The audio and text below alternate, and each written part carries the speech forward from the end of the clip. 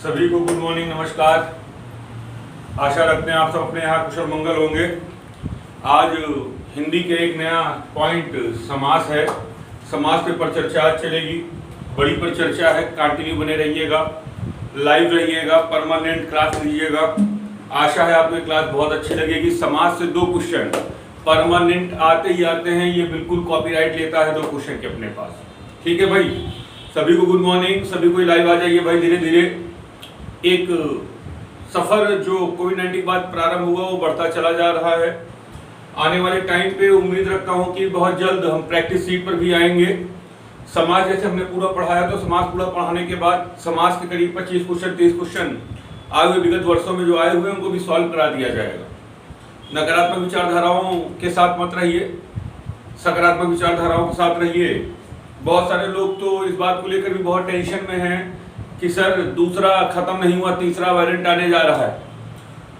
तो सर जो आएगा वो सबके लिए आएगा, जो सुरक्षित रहेगा, जो पॉजिटिव थिंकिंग रखेगा, जो हल्का सा एक्टिव रहेगा, जो क्रियाशील रहेगा, जो कंटिन्यू अपने आप को व्यस्त रखेगा, उसे कोई लेना देना नहीं है। और मुलाकात आज हमारी आपकी समाज पर है। समाज एक बड़ा पोर्शन है आपका, समाज आज पढ़ाया जाएगा। सभी को धीरे धीरे बेटा लाइव आ जाओ ताकि इस प्रक्रिया को बढ़ाया जा सके। अच्छा लग रहा है कि सफर बढ़ता चला जा रहा है। रोज 1 एडमिशन, 2 एडमिशन, 3 एडमिशन हो रहे हैं, कंटिन्यू पर डे हो रहे हैं। क्योंकि ये एडमिशन जब हो जाएंगे तो बहुत सारी प्रैक्टिस सीट, बहुत सारे चैप्टर्स, बहुत सारे सब्जेक्ट केवल पेड बैच को दिया जाएगा, नॉन पेड बैच को नहीं दिया जाएगा। जितनी फीस हमने 499 रुपए रखी है, हमें आशा है पूरे भारत में पेड बैच की फीस इतनी कम कोई नहीं रखेगा। हिंदी जब समाप्त कर लेंगे तो प्रैक्टिस सीट चालू हो जाएगी बेटा, साथ ही साथ उत्तर प्रदेश समान ज्ञान भी प्रारंभ करेंगे। आइए समाज पे सबको ये ऑनलाइन आ जाइए भाई, लाइव आ जाइए धीरे धीरे।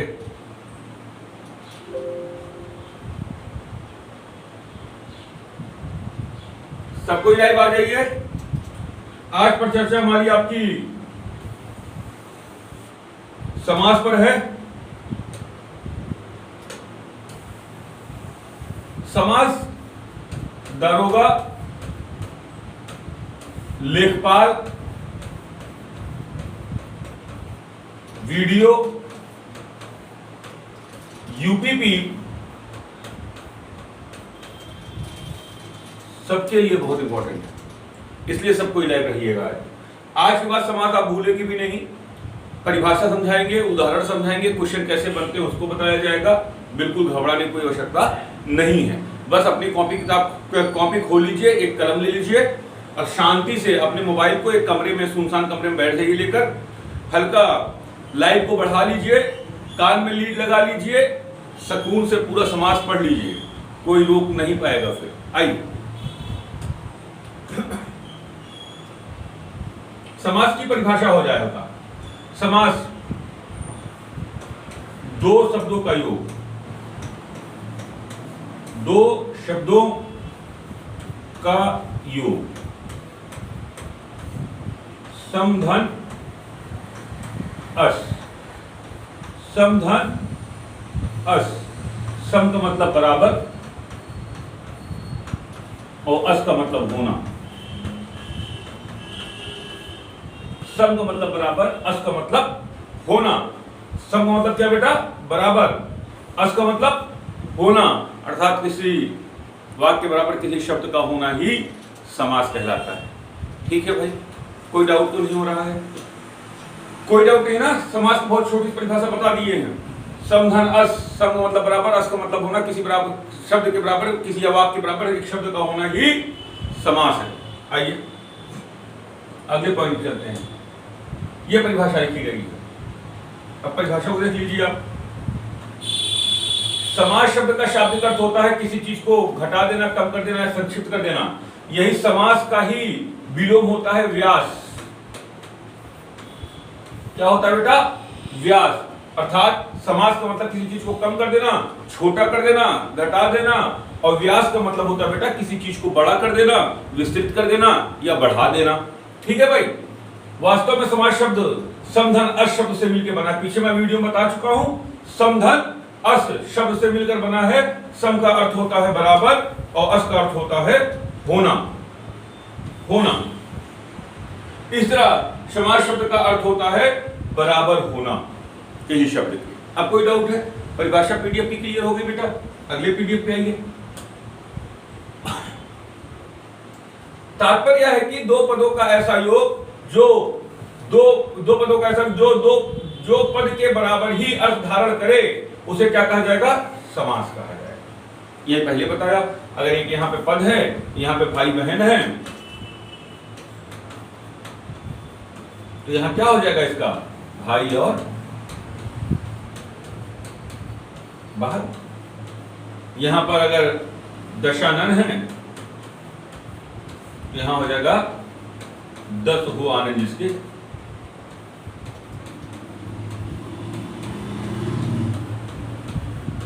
क्या हो जाएगा? 10 हो आनंद जिसके, तो दशानन अर्थात इसके बराबर ये शब्द हुआ कि नहीं हुआ? इसके बराबर ये शब्द हुआ कि नहीं हुआ? अगर उसके बराबर ये शब्द हो रहा है तो इसी को हम समास दें।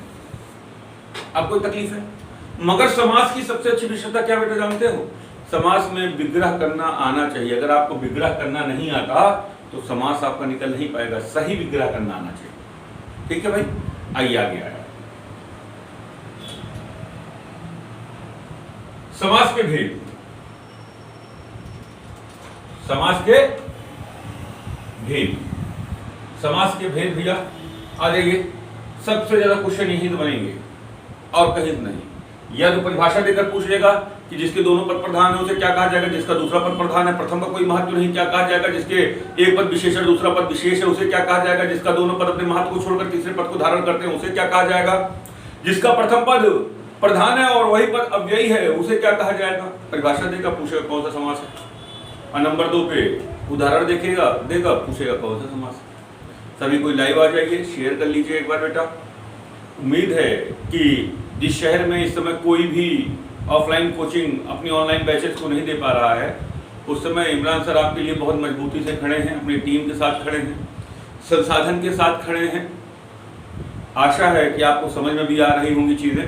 अगर कोई चीज़ समझ में नहीं आ रही है, वीडियो के 1 से 2 बार देखिए, मेरे आशा तब समझ में आएगी। तब भी अगर आपको समझ में नहीं आ रही है तो मैं आपको ये स्पष्ट कर देना चाहता हूँ कि आप एक बार व्हाट्सअप कर दीजिए उस क्वेश्चन को, मगर गैर जिम्मेदाराना तरीके से नहीं। अगर ऐसे करेंगे बेटा, मैं पूरा दिन पढ़ाता हूँ, पढ़ाने के बाद शाम को परिवार में जाता हूँ, रात में 10 बजे कोई अगर मैसेज करता है हेलो सर इसको बता दीजिए, तो अजीब सा लगता है कि पूरा दिन तो मैं ऑफिस में रहा, एक पीडीएफ बनवाता रहा, पढ़ाता रहा, संसाधन इकट्ठा करता रहा, रात में खाना खाने के बाद सोने का नंबर आया तब जरा दुख होता है। मगर अगर आपको ऐसा लगता है कि नहीं मेरे भविष्य आपके दुख से ज़्यादा जरूरी है तो उस पर हम सॉल्व करने की कोशिश करेंगे। आइए भाई, द्वंद्व समास ले लिया जाए।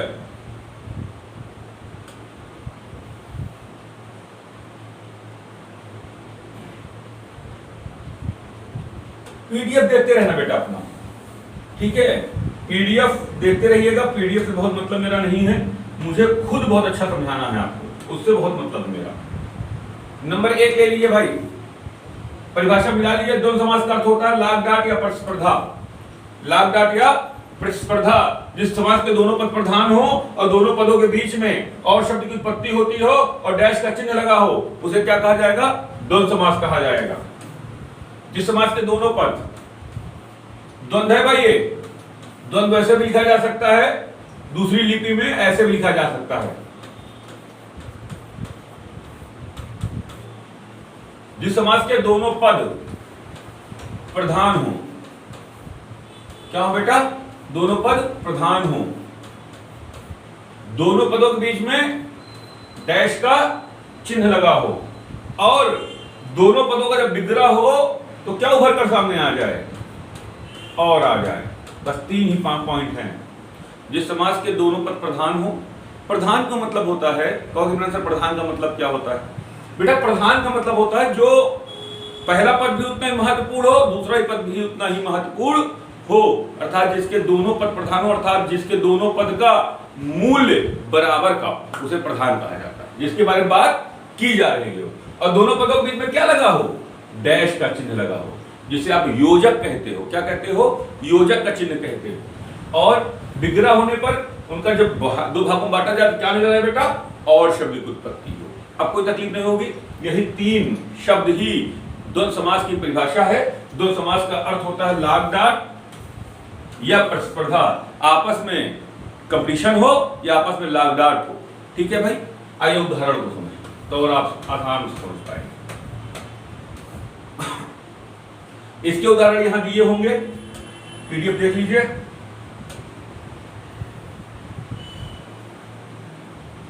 और मैं भी उदाहरण लेकर आ रहा हूं आपके सामने।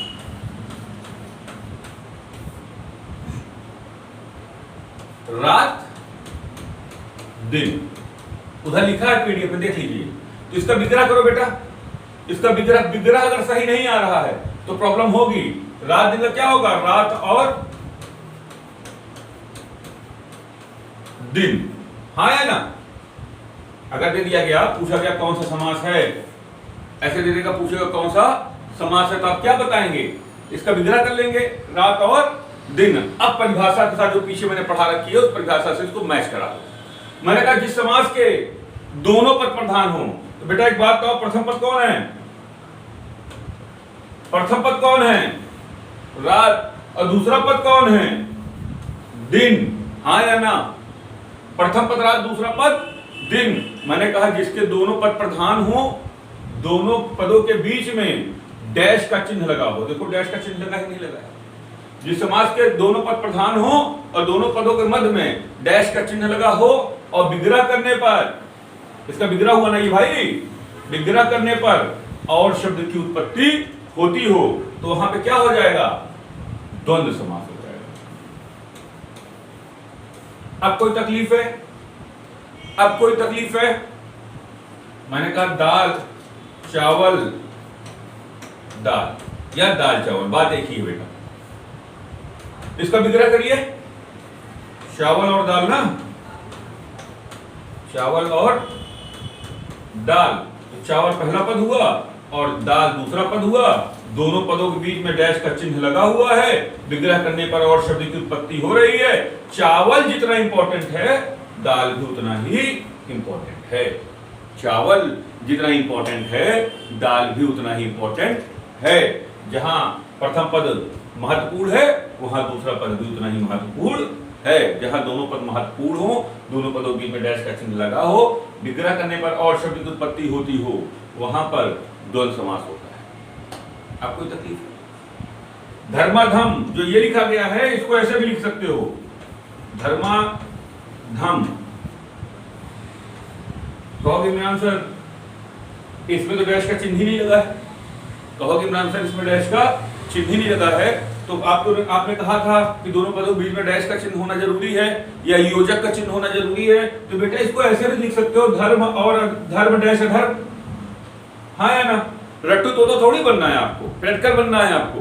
तो यहाँ धर्म और धर्म डैश अधर्म लिख सकते हो ना, धर्माधर्म का, और धर्माधर्म का धर्म डैश अधर्म होगा, तो इसका विग्रह होगा धर्म और अधर्म। धर्म और अधर्म, धर्म पहला पद होगा, अधर्म दूसरा पद होगा, विग्रह करने पर और शब्द की उत्पत्ति होगी, दोनों मध्य में डैश का चिन्ह होगा। अब कोई तकलीफ है?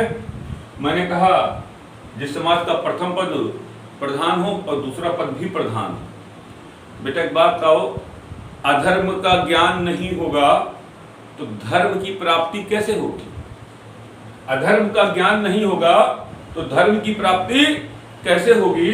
धर्म को जानने के लिए अधर्म, अधर्म को जानने के लिए धर्म का बराबर का महत्व होता है। इसलिए जितना धर्म महत्वपूर्ण है उतना ही अधर्म भी महत्वपूर्ण है। इसलिए दोनों पद प्रधान है और का चिन्ह लगा हुआ है, और लगा हुआ है, डैश का चिन्ह लगा हुआ है। किसी का पुण्य पाप भी हो सकता है ना, पुण्य पाप। तो यहां पुण्य और पाप हो जाएगा नहीं हो जाएगा? पुण्य और पाप, तो प्रथम पुण्य है और दूसरा पाप है और शब्द की उत्पत्ति है डैश का चिन्ह। अब तो बताने की आवश्यकता नहीं होगी। माता पिता, माता जितनी इंपॉर्टेंट हैं पिता भी उतना इंपॉर्टेंट है और शब्द की उत्पत्ति है, डैश का चिन्ह लगा है। दाल रोटी, डैश का चिन्ह लगा है और शब्द की उत्पत्ति विग्रह पे हो रही है। दाल जितना महत्वपूर्ण है बेटा, रोटी भी उतनी महत्वपूर्ण है, आया ना? रात दिन, राज्य जितनी इंपॉर्टेंट है, डिग्री उतना इंपॉर्टेंट है, और शब्द की उत्पत्ति है, विग्रह का चिन्ह है, परिभाषा मिला लीजिए। अब कोई तकलीफ? अब कोई तकलीफ? अरे भाई इसमें इतने नहीं हैं, 1000 कलम कॉपी, शिक्षक विद्यार्थी, डेस्क बेंच, डेस्क के बिना बेंच अधूरी, बेंच के बिना डेस्क अधूरी, हाँ या ना? जूता मोजा, मोजे बिना जूता अधूरा, जूते बिना मोजा अधूरा, हाँ या ना? क्लियर हो रही है ना बात? इसका मतलब यह है कि जहां पर दोनों पद प्रधान हो और शब्द की उत्पत्ति हो, विग्रह होने पर डैश का चिन्ह लगा हो, दोनों पद प्रधान हो, विग्रह करने पर और शब्द उत्पत्ति हो, वहां द्वंद्व समास होगा। इससे साफ और कुछ नहीं, इससे सरल कुछ और नहीं। अगला पॉइंट है, सबकी लाइक, सभी एक बार बेटा लाइक कर दो, शेयर कर दो, कमेंट कर दो। कमेंट चैट पे तो किया ही करो, जो कमेंट वीडियो जहां पे वो कभी मिटता नहीं है उस पर भी जाकर एक बार कमेंट किया करिए, वो बहुत जरूरी होता है, ताकि जब कभी चैट वाला, लाइव चैट वाला मिट जाए और आपको मुझे याद करना हो, मैं आपको वहां पर जाकर देखूं, वो आजीवन नहीं मिटेगा। आइए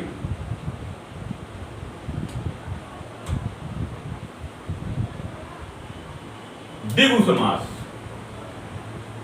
द्विगु समास मैंने कहा द्विगु ऐसे भी लिखा जा सकता है, द्विगु समास। नहीं तो कह दो सर आप वर्तन ही गलत है, द्विगु ऐसे भी लिखा जा सकता है। चिरकूट पे लिखा हुआ, टाइपिंग के कई लेख होते हैं, वो उस पे लिखा है, सही वो भी लिखा है, मगर लिखा किताबों में कैसे गया है, द्विगु समास ऐसे लिखा जाता है, हाँ या ना?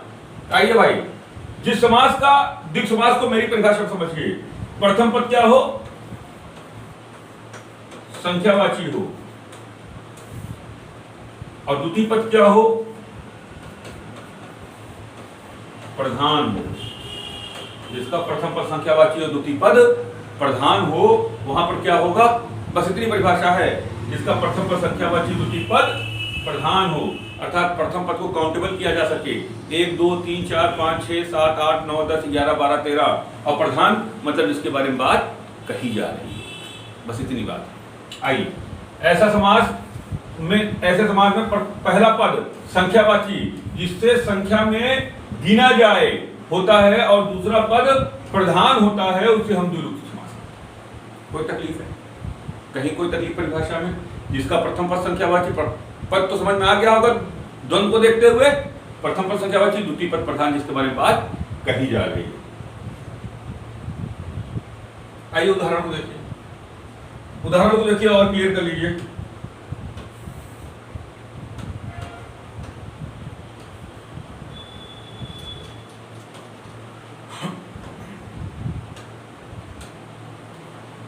चौराहा, चौराहा पूछेगा कौन सा समास है? पहली बात परिभाषा पूछेगा, जिसका प्रथम पद संख्यावाची, द्वितीय पद प्रधान हो, कौन सा समास कहलाता है? पता नहीं होगा परिभाषा तो संग बेटा जीरो हो जाओ बेटा। और दूसरी बात, अगर आपसे पूछ लेगा जिसका चौराहा का समास बताइए, तो आप क्या बताएंगे? चौराहा 4 रास्तों का समूह ना, 4 रास्तों का समूह का मतलब होता है, 4 रास्तों का समूह मतलब होता है 4 प्रथम पद हुआ और रास्ता द्वितीय पद हुआ, और जिसका प्रथम पद संख्यावाची और द्वितीय पद प्रधान हो, उसे क्या कहा जाएगा? चौराहा 4 रास्तों का समूह ना। चौराहा मतलब कहां बनेगा बेटा?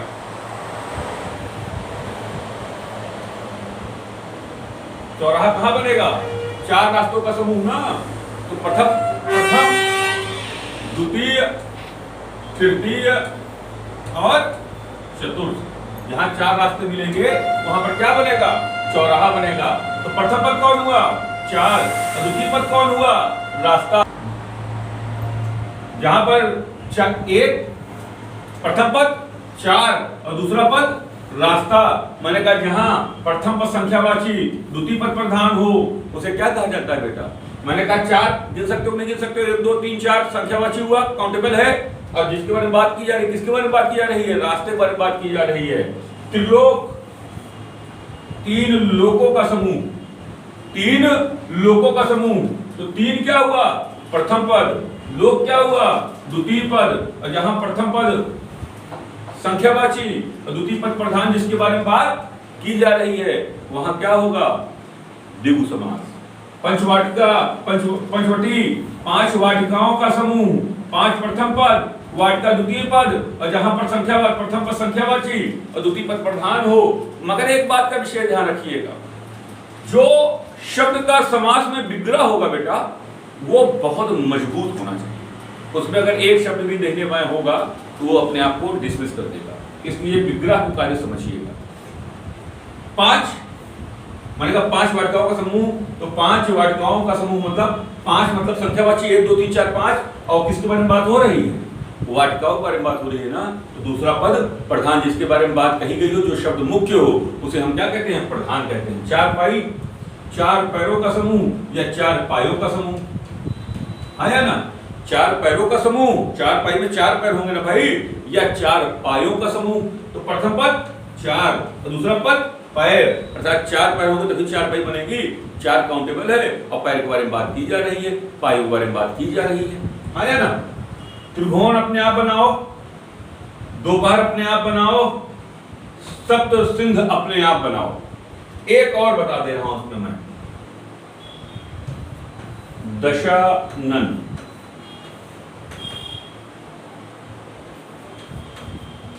दस जो आनंद, 10 हो जो आनंद, अर्थात 10 मतलब प्रथम पद, आनंद मतलब दूसरा पद। 10 मतलब प्रथम पद, आनंद मतलब दूसरा पद। आनंद का मतलब होता है बेटा 10 सिर, आनंद मतलब होता है सिर। मैंने कहा दशानंद, 10 सिर वाला ना भाई। कहो कि इमरान सर एक बात कहिए, हम यहाँ कंफ्यूज हो रहे हैं कि इमरान सर दशानंद तो बहुब्रीहि समास है, आप उसको द्विगु समास में दिखा रहे हो। तो प्रथम पद संख्यावाची, द्वितीय पद प्रधान ना, आनंद के बारे में बात हो रही है, और 10 संख्यावाची प्रथम पद है ही। बेटा एक बात का ध्यान रखिएगा, अगर 4 ऑप्शन आ गए, उसमें द्विगु भी आ गया ऑप्शन और वहां बहुब्रीहि भी आ गया। क्लियर करिए, ये बहुब्रीहि का ओरिजिनल ऑप्शन है, मूल। ये किसका ऑप्शन है? बहुब्रीहि का ऑप्शन है। मगर मान लो 4 ऑप्शन आया, उसमें बहुब्रीहि हुआ ही नहीं। तब मान लो 4 ऑप्शन आया, उसमें द्विगु आया, तत्पुरुष आया, कर्मधारय आया, अव्ययी आया, उसमें बहुब्रीहि आया ही नहीं। तब एग्जामिनर क्या जानने की कोशिश कर रहा है? द्विगु समास को जानने की कोशिश कर रहा है। आपको भी डाउट है? क्लियर है? 100% श्योर है? आगे बढ़िए फिर। इसी में तिरंगा भी है, 3 अंगों का समूह, इसी में अष्टाध्यायी है, 8 अध्यायों का समूह, 8 संख्यावाची हुआ, अध्याय मतलब 8 चैप्टर मिलकर एक किताब बनी हुई है, तो अध्याय पर बात हो रही है, प्रथम पर संख्यावाची है, अपने आप द्विगु समास हो जाएगा। आया ना? अगला पॉइंट देखिए, बहुत ईमानदारी से पढ़ो यार। मैं बहुत इसलिए आप सबको नहीं समझाता कभी कभी कि जो आज की युवा है ये बहुत खुद समझदार है, और जब बहुत खुद समझदार इंसान हो तो उसको बहुत ज़्यादा समझाने की आवश्यकता नहीं होनी चाहिए। मगर एज ए छोटे भाई, एज ए मित्र, एज ए अनुज, एज ए विद्यार्थी, लड़ाई बड़ी है, बहुत मेहनत से पढ़ोगे यार तब बहुत आगे जाओगे। मेरी बातें कड़वी हैं, इसलिए हर आदमी इसको पचा नहीं पाता, और वह लड़का लड़की बिल्कुल नहीं बचा पाएगा जो हल्का सा दहीने मैं वाला होगा। विद्यार्थी मेरी बात समझ लेगा, मगर फ्रॉड मेरी बात को नहीं समझ पाएगा। कोशिश करिए, बहुत ईमानदारी से पढ़िए। बहुत अच्छा दौर नहीं है, और प्राइवेट सेक्टर का दौर बहुत ही खराब है, झेल नहीं पाओगे। गवर्नमेंट नौकरी मिल जाएगी, चांसेस बहुत अच्छे हैं। 2021 की जितनी भी वैकेंसियों का फॉर्म भरा गया था उन सबको रोक दिया गया है, पेपर उनके 2021 में उनके पेपर नहीं होंगे। तो आप सबके पास एक अच्छा मौका है।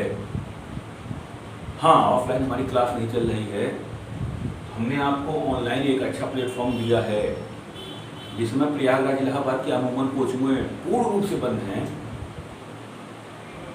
उस समय इमरान सर आपके साथ खड़े रहे हैं। मेरी बात ऐसे मत मानिए, बहुत जिज्ञासु हैं आप सब, बहुत मेहनत करने वाले लोग हैं। सर्च कर लीजिए, जितनी कोचिंग इलाहाबाद की बड़ी आपको नाम जानते हो, यूट्यूब को सर्च कर लीजिए, देखिए 1 महीने पहले वीडियो पड़ा है, 15 दिन पहले वीडियो पड़ा, 20 दिन का पहले वीडियो पड़ा है। बहुत मजबूत दौर नहीं है किसी का। हम भी कर्फ्यू में यहाँ तक पहुँचने के लिए अपने स्टूडियो तक, कोचिंग तक, लाहौर या रामबाग कई गलियों से गुजर कर यहाँ तक आते हैं। ऐसा नहीं है। जब कोई बच्चा उसको ये कह देता सर आज की PDF नहीं मिली या आज का फला चीज़ नहीं मिला, हमें भी अफसोस होता है। सर हम भी मंगल ग्रह पे थोड़ी हैं यार, हमारे लिए भी एक डर लगा रहता है। जब यहाँ से हम अपने घर जाते हैं तो पहले पूरे कपड़े को किनारे रख के पहले नहाते हैं, तब परिवार के बीच में बैठते हैं। ऐसा ना बाढ़ ले जाकर घर में थमा दें, मगर तब भी हम खड़े रहने की कोशिश करते हैं। और इस पर केवल एक ही चीज़ मांगी गई थी आप 499 कोई बड़ी इशू नहीं है। अगर आप पास में बेटा हत्या कर ले जाना, इशू केवल एक चीज़ का है, एक लाइक का, एक सब्सक्राइब का, एक पैटर्न का। अगर हम इतनी मेहनत करके इसको आगे बढ़ाएंगे तो उसमें आप सबका सहयोग बहुत ज़रूरी होगा, इसलिए ऐसा कहा जा रहा है। समाज साथ में चल रहा है, तीसरा भाग चलेगा, इस पे आ जाइए।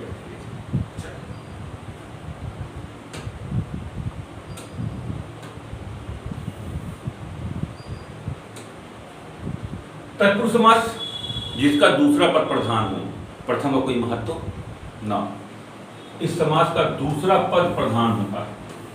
देखिए मैं इसलिए लाइन करता जा रहा हूं, वो परिभाषा पहले बोल भी दिया हूं, अब लाइन भी कर दे रहा हूं। जो समास का दूसरा पद प्रधान हो, प्रथम का कोई महत्व न हो, और दोनों किसी न किसी कारक चिन्ह से बंधे। कारक पहले पढ़ा चुका हूं वीडियो ना, पहली क्लास कारक की जा चुकी है ना। कर्ता ने कर्म को करण से, साधन तो माध्यम के लिए, संप्रदान को के लिए, हेतु वास्ते अपादान से अलग होने के लिए, संबंध का की के रानी ने नानी ने, अधिकरण में भीतर भर संबोधन है जी सुनो, पढ़ा चुका हूं ना। तत्पुरुष समास में कभी कभी कारक पूछ लेता है, तो कारक में कुछ बताना ही नहीं है, जो कारक का चिन्ह लगा हो वही समास कारक हो जाएगा, उसी कारक का समास हो जाएगा बेटा। उसमें कुछ पढ़ाने की आवश्यकता नहीं, मूर्ख लोग पढ़ाते हैं। शॉर्ट में पढ़िए, बहुत लॉन्ग में चले जाइए। जिस कारक चिन्ह का उभरना होगा वही कारक समास कहलाएगा। अधिकरण समास या अधिकरण तत्पुरुष समास या कर्ता तत्पुरुष समास या कर्म तत्पुरुष समास वही कहलाएगा जो उसका चिन्ह लगा होगा। जो पहली बारी क्लास लिया होगा ईमानदारी से, उसे कारक तत्पुरुष कारक के आधार पर समास पढ़ने की आवश्यकता नहीं पड़ेगी। जिसका दूसरा पद प्रधान हो, प्रथम का कोई महत्व ना हो, जिसके विग्रह होने पर जब कोई दो भागों बटे तो कोई ना कोई कारक चिन्ह उभर कर सामने आए तो वह तत्पुरुष समास कहलाएगा। ठीक है भाई, आइए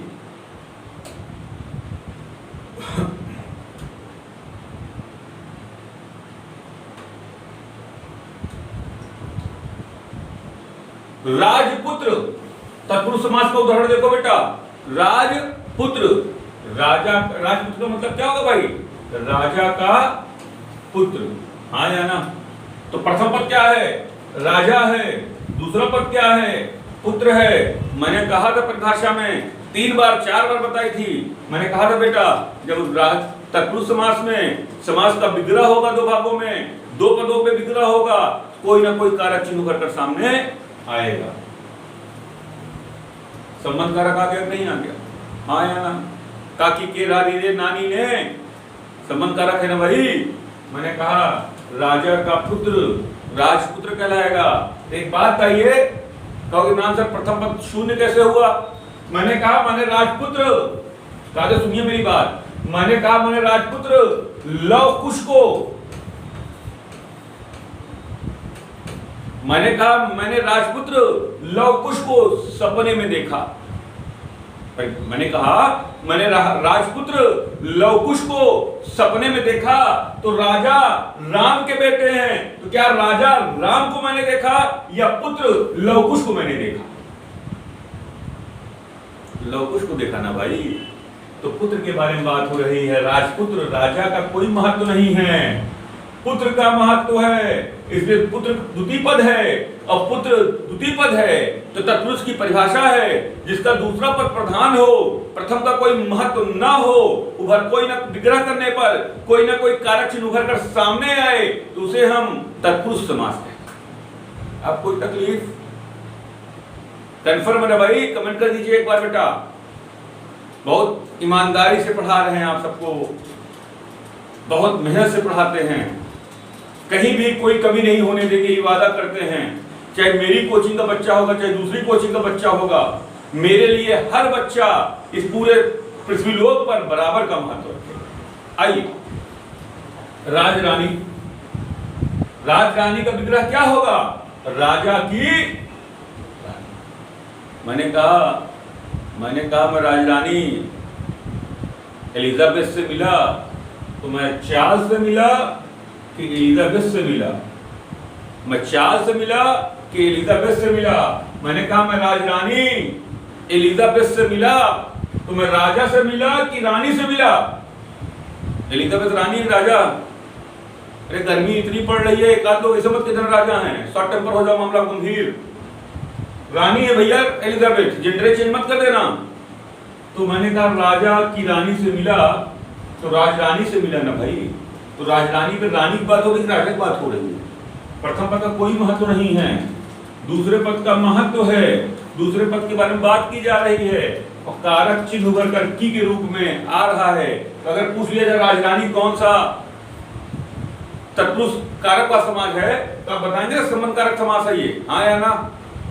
क्लियर है? आइए, मुंह नुचुआ, इसका प्रचार प्रसार नहीं किया गया था कि अपने आप शाहरुख खान बराबर की उपलब्धि पा रहा था। लकड़बग्घा, मुंह नुचुआ, चोटी कटवा, ये सब फेमस थे ना अपने में, तो मुंह नुचुआ आ गया। मैंने कहा मुंह को नोचने वाला। सर प्रथम पद क्या है? मुंह, और नोचने वाला क्या है? द्वितीय पद। और को उभर कर सामने आ रहा है, को उभर कर सामने आ रहा है। तो एक बात कहिए सर, मैंने कहा गांव में मुंह पकड़ लिया और मैंने कहा मैंने मुंह को पकड़ा है, तो सर मैंने अपने मुंह को पकड़ा है, नोचने वाले को पकड़ा है। अब पता चला पूरा गांव दौड़ा, लाठी उठी लेकर फटसा लेकर पहुंचा, कहाँ पकड़े हैं सर? मैंने कहा देखो मुंह पकड़ा तो हूं। नहीं सर, मुंह को नहीं पकड़ा हूं, नोचने वाले को पकड़ा हूं। दूसरा पद का महत्व है, दूसरे पद का महत्व है, प्रथम का कोई महत्व नहीं है। दूसरे का महत्व, दूसरे के बारे में बात हो रही है। और जहां दूसरे पद का महत्व हो, प्रथम का कोई महत्व ना हो, वहां पर कौन सा समास होगा? और कोई ना कोई कारक चिन्ह उभर कर सामने आ जाए तो तत्पुरुष। अब तो समझने में कोई तकलीफ नहीं होगी ना भाई, अब तो क्लियर होगा। मुख्यमंत्री, मंत्रियों का मुख्य, मंत्रियों का मुख्य, कारक चिन्ह उभर कर सामने आ गया। एक बात आइए, मुख्यमंत्री, मंत्रियों का मुख्य, तो मंत्री नंदी से, मंत्री सिद्धार्थनाथ से क्या मैं मिल के आया हूं कि मैं योगी से मिलकर आया हूं? योगी जी से मिलकर आया हूं और किसी उनके मंत्री से मिलकर नहीं आया हूं। दूसरा पद महत्वपूर्ण है, प्रथम पद का कोई महत्व नहीं है। मैंने कहा मुख्यमंत्री रात में सपने में आए तो नंदी जी आए कि सिद्धार्थनाथ आए? दोनों नहीं आए ना? आए कौन? योगी जी आया ना? क्लियर हो रही है बात? अगला पद गुरुपद, गुरुओं का पद। गुरुपद मतलब गुरुओं का पद। एक बात है, ये गुरु महत्वपूर्ण है तो उसका पद महत्वपूर्ण है, उसका पद महत्वपूर्ण है, गुरु को कोई मतलब नहीं है। दूसरा पद महत्वपूर्ण है, प्रथम पद का कोई महत्व नहीं है, कारक चिन्ह उभर कर सामने आ रहा। ये दो आप अपने आप घर पर करेंगे, कुछ खुद भी करिए। मैं तो 1000 बता ही दे रहा हूँ, ठीक है भाई?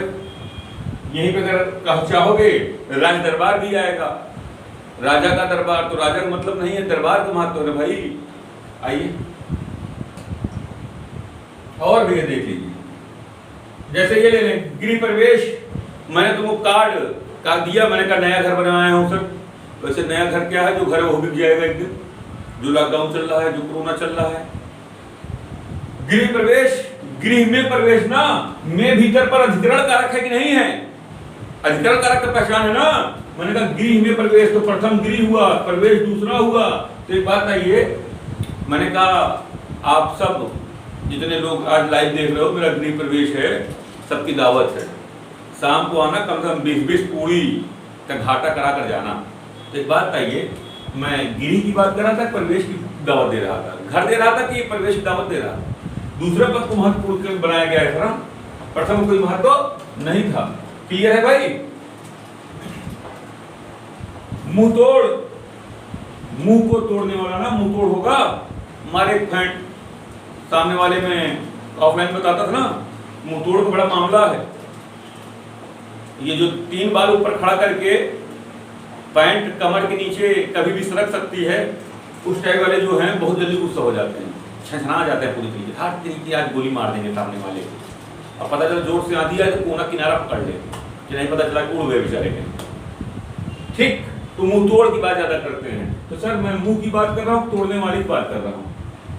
मैंने कहा जो कल मुंह तोड़ा तो सामने वाले का पकड़ा गया है, तो मुंह पकड़ा गया है, तोड़ने वाला पकड़ा गया है, तोड़ने वाला पकड़ा है, दूसरी पर प्रधान है, प्रथम का कोई महत्व तो नहीं है, को उभर कर कारक के चिन्ह रूप में आ रहा है।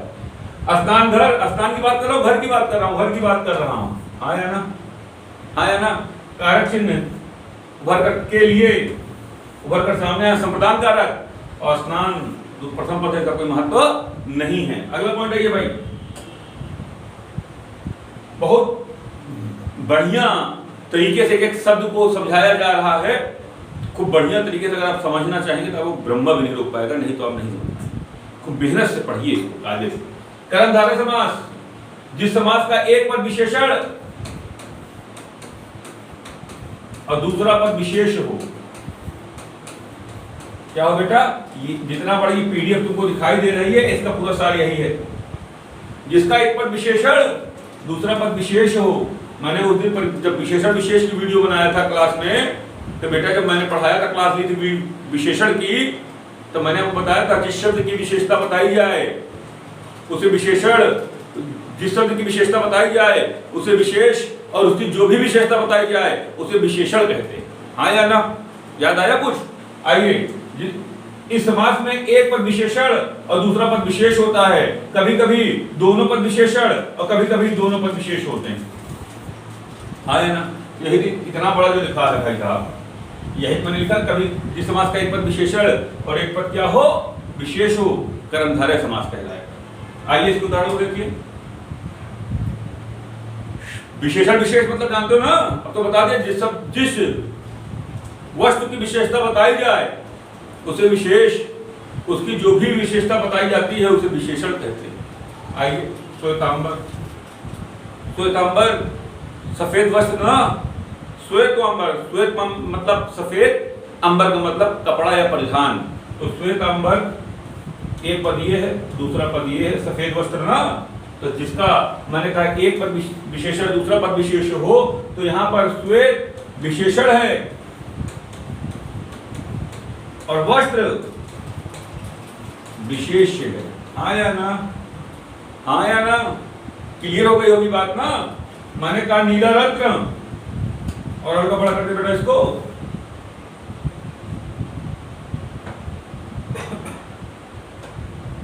मैंने कहा नीला रत्न। तो सर रत्न कैसा है? नीला है। तो नीला रत्न का क्या होगा? नीला हो जो रत्न ना, नीला रत्न मतलब जैसे नील रत्न लिखे हो यहाँ ना, नील रत्न का क्या होगा? नीला रत्न ना। तो रत्न कैसा है? नीला है। तो एक पद विशेषण एक पद विशेष हुआ कि नहीं हुआ? जिसका एक पद विशेषण एक पद विशेष हो उसे हम क्या कहेंगे? क्या कहेंगे भाई? कर्मधारय समास। अगला लाल पीला, लाल पीला क्या होगा? लाल पीला हो जाएगा ना। एक बात करिए, एक पद विशेषण एक पद विशेष हुआ कि नहीं? दोनों पद विशेष हुए कि नहीं हुए? दोनों पद विशेषण हुआ कि नहीं हुआ? हाँ या ना? दोनों पद विशेषण हो गया, विशेष नहीं, दोनों पद विशेषण हो गया। हाथी पांव, हाथी जैसा पांव ना, कभी कभी देखिए बीमारी हो जाती है जिसमें एक पैर क्या हो जाता है, इतना मोटा सा हो जाता है। तो उस पैर की विशेषता क्या है? वो हाथी की तरह मोटा हो गया है ना बेटा। तो हाथी जैसा पांव हो गया है, तो पांव विशेष हुआ, उसकी विशेषता क्या है? वो कैसा हो गया है? विशेषण, वो हाथी जैसा हो गया। स्त्री रत्न, स्त्री हो क्या रहो? रत्न हो। स्त्री की विशेषता क्या है? वो रत्न के समान अमूल्य है। हाँ या ना? कोई तकलीफ? अगला पॉइंट आइए। चंद्रमुख या मुख चंद्र, बात एक ही हुआ ना, चंद्रमुख या मुख चंद्र। मुख चंद्रमा के समान हो या चांद के समान, बात एक ही हुआ नहीं हुआ? बात एक हुई नहीं हुई? तो मुख की विशेषता क्या है? वह चांद के समान सुंदर है। तो मुख की विशेषता चांद के समान सुंदर है। तो एक पद विशेष और दूसरा पद विशेषण हुआ कि नहीं हुआ। परिभाषा भी यही कहती है ना, जहां एक पद विशेषण और दूसरा पद विशेष हो वहां क्या होगा। ठीक है भाई, उदाहरण बहुत सारे हैं, बहुत ज्यादा नहीं कराएंगे। अधमरा, आधा है जो मरा ना भाई, आधा है जो मरा, तो आधा मरा है तो मरने वाली विशेषता क्या है, वो आधा मरा हुआ है। कोई डाउट नहीं ना भाई, क्लियर है। एक बात का ध्यान रखिएगा, समास एक बहुत इंपॉर्टेंट हिंदी में पार्ट है। ये 1 घंटे तक का वीडियो लगभग जाएगा, इसमें घबराने की आवश्यकता नहीं है, मगर फिर कभी जिंदगी में आप इसको भूल नहीं पाओगे। ये सब आपका होमवर्क है, 10 एग्जाम्पल में बता चुका हूं।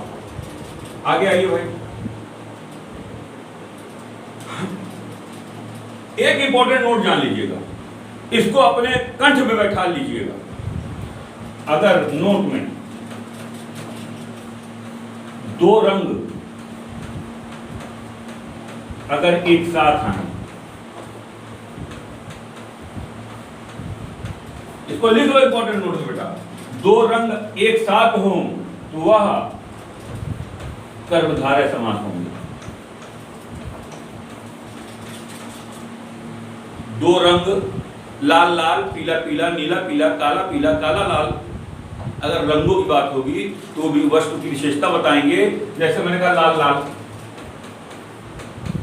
आंख मूनो और कर्मधारय में डाल दो, आंख मूनो और कर्मधारय में डाल दो, कोई तकलीफ नहीं है। ठीक है भाई, कोई तकलीफ नहीं है। नीला नीला, अगर मैं पीला पीला कह दूं, पीला लाल कह दूं, अगर मैं पीला लाल कह देता और आपको ये ना बताता कि कर्मधारय का उदाहरण है बेटा, आधे ज्यादा बहादुर द्वंद्व समास में डाल देते, पूरी परिभाषा द्वंद्व समास में मिल रही। मगर आप आज एक बात कंठ बना लो कि 2 रंग अगर एक साथ आए, चाहे लाल पीला हो, चाहे लाल लाल हो, चाहे पीला पीला हो, चाहे नीला पीला हो, अगर रंगों की बात होगी एक साथ तो आंख मूंद के उसको कर्मधारय समास में डाल देना, कोई तकलीफ नहीं होगी। एग्जाम में आपका प्रश्न सही साबित हो जाएगा। ठीक है भाई, आगे आइए। बहुव्रीहि समास, जिस समास में दोनों पद अपने महत्व को छोड़ दें, जिस समास में दोनों पद अपने महत्व को छोड़ दें,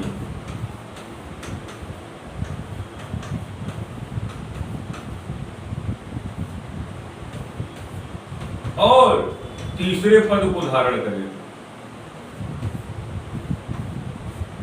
और तीसरे पद को धारण करें, दोनों पद अपना महत्व छोड़कर तीसरे पद को धारण करेंगे, अपने आप बहुव्रीहि समास होगा। देखिए परिभाषा भी बोल रही है, इस समास में दोनों पद महत्वपूर्ण नहीं होते हैं, दोनों अपने महत्व को छोड़कर, अपने अपने महत्व को छोड़कर कोई तीसरा पद धारण कर लेते हैं, उसे हम क्या कहते हैं, बहुव्रीहि समास। आइए इसको उदाहरण को देखिए बेटा। दशामुख या दशमुख, तो इसका विग्रह क्या होगा, 10 मुखों वाला, 10 मुखों वाला। एक बात कहिए, 10 मुखों वाला जो होगा तो रावण होगा कि नहीं होगा। मैंने कहा मैंने 10 मुख वाले को देखा, तो आपने कहा ना इमरान सर आपने रावण को देखा है, तो 10 अपना महत्व छोड़ दिया, मुख अपना महत्व छोड़ दिया, रावण तीसरे पद को धारण कर लिया नहीं कर लिया। जिसके दोनों पद अपने महत्व छोड़कर किसी तीसरे पद को धारण करें, वहां क्या हो जाएगा, बहुव्रीहि समास हो जाएगा।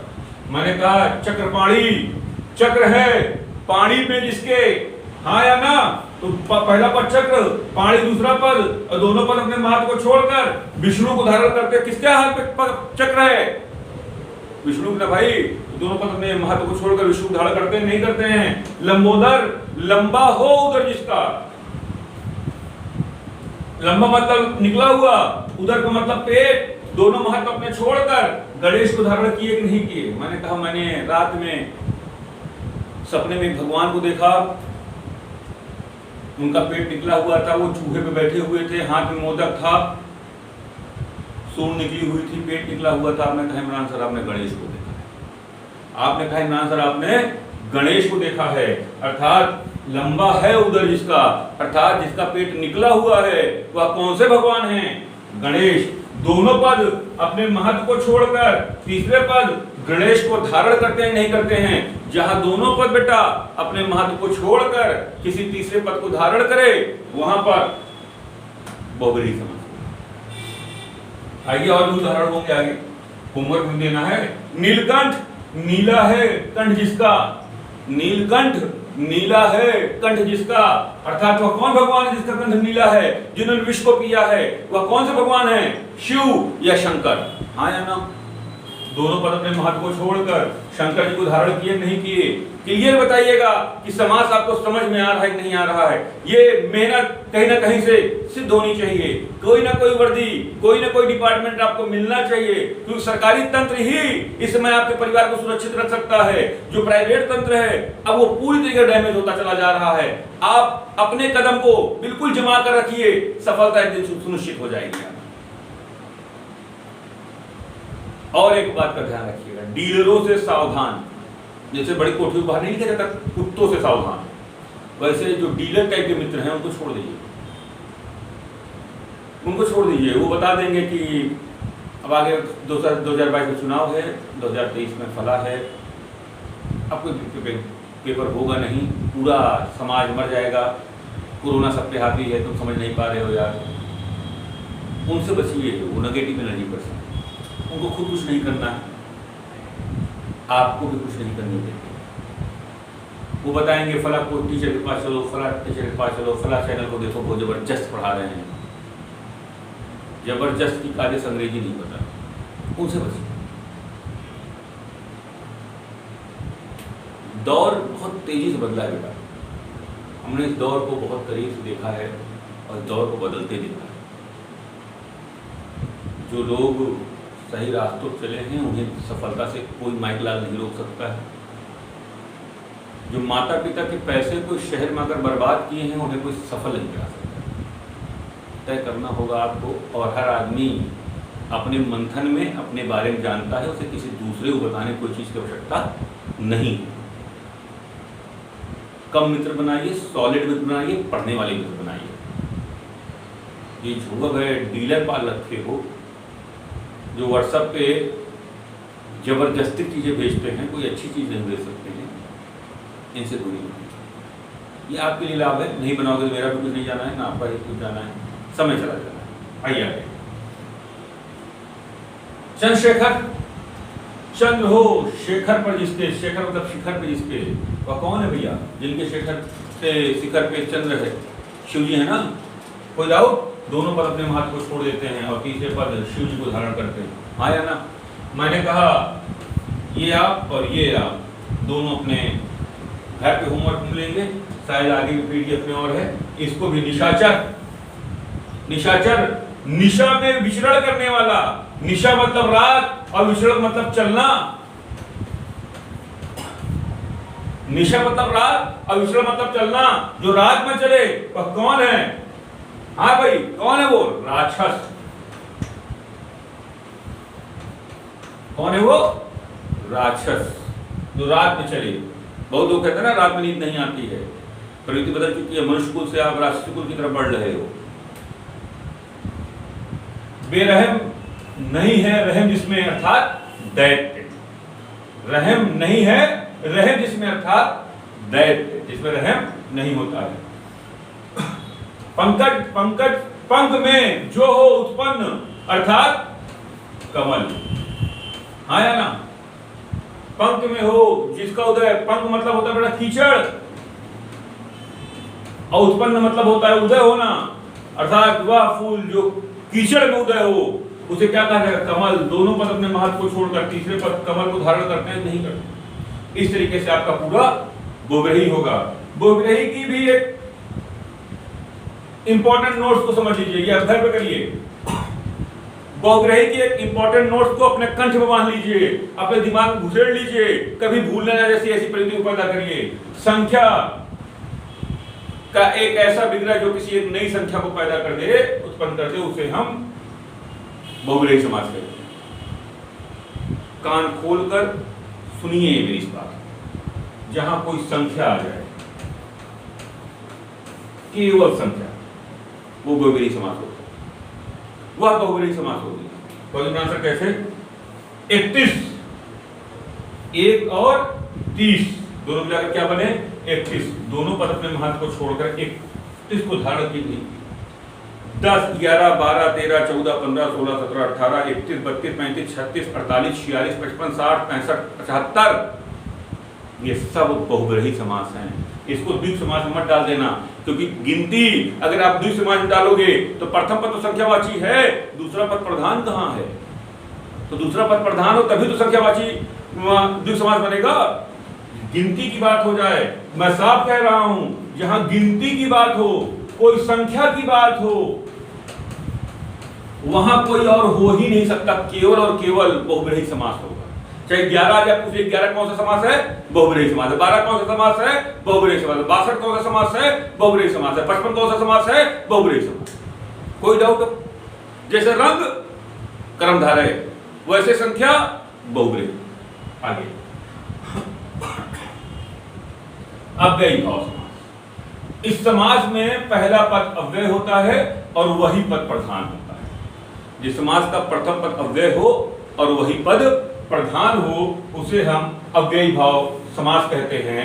अव्यय का मतलब होता है जिसे खर्च न किया जा सके या बदला न जा सके। जिसका प्रथम पद अव्यय हो, अव्यय का मतलब होता है जिसे खर्च न किया जा सके। जिसे व्यय, अव्यय मतलब जिसे व्यय न किया जा सके, जिसे खर्च न किया जा सके। मैंने कहा जिस समास का प्रथम पद अव्यय हो और वही पद प्रधान हो, और वही पद प्रधान हो। यहां अव्यय का अर्थ होता है जिसे व्यय न किया जा सके। यहां उदाहरण दे दे बेटा, आइए। मैंने कहा यथाशक्ति, यथाशक्ति अर्थात इसका विग्रह क्या होगा? शक्ति के अनुसार ना। आपसे मैंने कहा, आपने कहा इमरान सर मुझे बहुत आगे जाना है, बहुत मेहनत करनी है, माता पिता का नाम रोशन करना है, भाई छोटे भाई को आगे बढ़ाना है। मैंने कहा यथाशक्ति मेहनत करो। मैंने कहा यथाशक्ति मेहनत करो अर्थात शक्ति के आधार पर मेहनत करो ना बेटा। और जहां शक्ति के आधार पर मेहनत करोगे तो एक बात बताओ, शक्ति के अनुसार मेहनत करोगे ना तभी तो आगे बढ़ोगे। विग्रह होगा तो प्रथम पद शक्ति है, दूसरे पद का कोई महत्व नहीं है, दूसरा पद है ही नहीं इसमें। शक्ति समाप्त हो सकती है क्या? शक्ति कभी व्यय हो सकती है क्या? आप में नहीं रहेगी, आपके भाई में रहेगी, आपके भाई में रहेगी, आपके बेटे में रहेगी। शक्ति जब तक संसार है तब तक समाप्त नहीं हो सकती। तो प्रथम पद अब अव्ययी है और यही पद प्रधान है। दूसरा पद प्रधान है क्या? और इसको व्यय किया जा सकता है क्या? न व्यय किया सकता है, और इसी बारे बात की जा रही है। इसलिए क्या हो गया बेटा? अव्ययी भाव। आगे बढ़िए, देखिए पहला वो ऑप्शन करके यथाशक्ति समझा ही दिया मैंने आपको। यथाकाल, काल के अनुसार, काल के अनुसार। तो प्रथम पद क्या है? काल। दूसरा पद है ही नहीं, है ना? प्रथम पद काल। अब मैंने कहा काल के अनुसार, तो काल के बारे में बात की जा रही है, इसलिए प्रधान हो प्रथम पद ही। और मैंने कहा प्रथम पद ही अव्यय है। एक बात कहो बेटा, समय को, समय काल मतलब समय ना, तो क्या सर समय को व्यय किया जा सकता है क्या? समय का व्यय हो सकता है क्या? हाँ सर कहोगे सर 12 बजेगा, फिर दूसरे दिन 12 बजेगा, फिर तीसरे दिन 12 बजेगा, तो इसे समाप्त नहीं किया जा सकता है। आजीवन, जीवन प्रयत्न, तो जीवन को समाप्त किया जा सकता है क्या? प्रथम पद अव्यय है और यही पद प्रधान है, जीवन समाप्त नहीं होगा। और जब जीवन समाप्त हो जाएगा, प्रलय आ ही जाएगा, तो तुम समास पढ़ते रहोगे, जीवन बचाने में लगे रहोगे। तब करोगे क्या बचाकर समास? बेलगाम, बिना लगाम के। जब बिना लगाम के है तो बिना, जब बिना ही हो गया तो ये अव्यय हो गया। जब बिना ही है, बिना लगाम के, तो आगे कोई बात ही नहीं करनी है। आगे आइए भाई, दुरुक्ति समास, यह है अपवाद। आज तक के इतिहास में, काले समझिएगा बेटा, आज तक के इतिहास में समास में इसको कोई नहीं पढ़ाया होगा, क्योंकि किताब में भी इसका बोध नहीं होता। 2008 में पीसीएस लोअर में इस क्वेश्चन को पूछ लिया गया है, बड़ी डिबेट चली है, तो एक नए समास का उदय हुआ है जिसको क्या कहा गया है? दुरुक्ति समास। दो, एक ही उक्ति को 2 बार उच्चारित अथवा लिखना दुरुक्ति समास है। एक ही उक्ति को 2 बार बराबर लिखना। क्या कहलाएगा? द्विरूपती समास कहलाएगा। ठीक है भाई। उदाहरण, गांव गांव, भाई भाई, बहन बहन, दिन दिन, रात रात,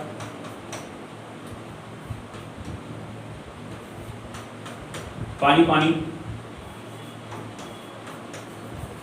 ये सब क्या है बेटा? द्विरूपती समास है। अगर मैं द्विरूपती समास ना पढ़ाता आपको तो आप इसको उठाकर पहले नंबर पे दो समास में डाल देते, हाँ या ना? तो गांव गांव दोनों उक्तियां एक बराबर है नहीं, द्विरूपती ना, दोनों उक्तियां एक समान हो तो प्रथम उक्ति द्वितीय उक्ति गांव गांव बराबर हो नहीं हुआ, हाँ या ना?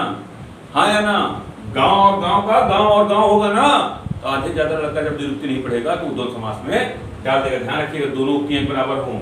एक ध्यान और रखिएगा, अगर यही पीला पीला होता, पीला पीला होता तो विशेष ध्यान रखना, पीला पीला द्विरूपती नहीं होगा, दोनों उक्तियां एक बराबर हैं, मगर ये रंग का विषय है इसलिए कर्मधारय समास होगा, इसलिए ये कर्मधारय समास होगा। आज का पूरा ये पीछे देखिए लिखा हुआ है सब पीडीएफ में। आज का समास एक बहुत लंबी क्लास के बाद पूरा होता है, बहुत मेहनत से पढ़ाया गया है, बहुत ईमानदारी से पढ़िएगा। कलयुग में कोई किसी का नहीं है, एक गुरु शब्द ऐसा है जो आपके लिए इस कलयुग में भी खड़ा है। बहुत ईमानदारी से पढ़िएगा, बहुत मेहनत से पढ़िएगा। किसी की आलोचना कर देना सबसे सरल कार्य है, किसी की प्रशंसा करना बहुत जटिल कार्य है, बहुत बड़ा सीना होना चाहिए उसके लिए। आज क्लास इस आशा से समाप्त हो रही है, आपको सब समझ में आएगा, उलझने की जरूरत नहीं है। मेरे शब्दों पर जाइएगा, जो लिखा उस पर जाइएगा, समास कभी नहीं भूलेंगे। आशा है सब्सक्राइब कर देंगे, लाइक कर देंगे, कमेंट कर देंगे, अपने आप को स्वस्थ रखेंगे, नॉन स्टॉप पढ़ते रहेंगे, अवसादवाद के शिकारी नहीं होंगे, किसी गुमराह करने वाले व्यक्ति की तरफ नहीं बढ़ेंगे, ईश्वर के द्वारा दी गई बुद्धि शक्ति का प्रयोग करेंगे और गलत और सही को समझेंगे। इसी के साथ आज की क्लास को समाप्त किया जाता है। जय हिंद, जय भारत।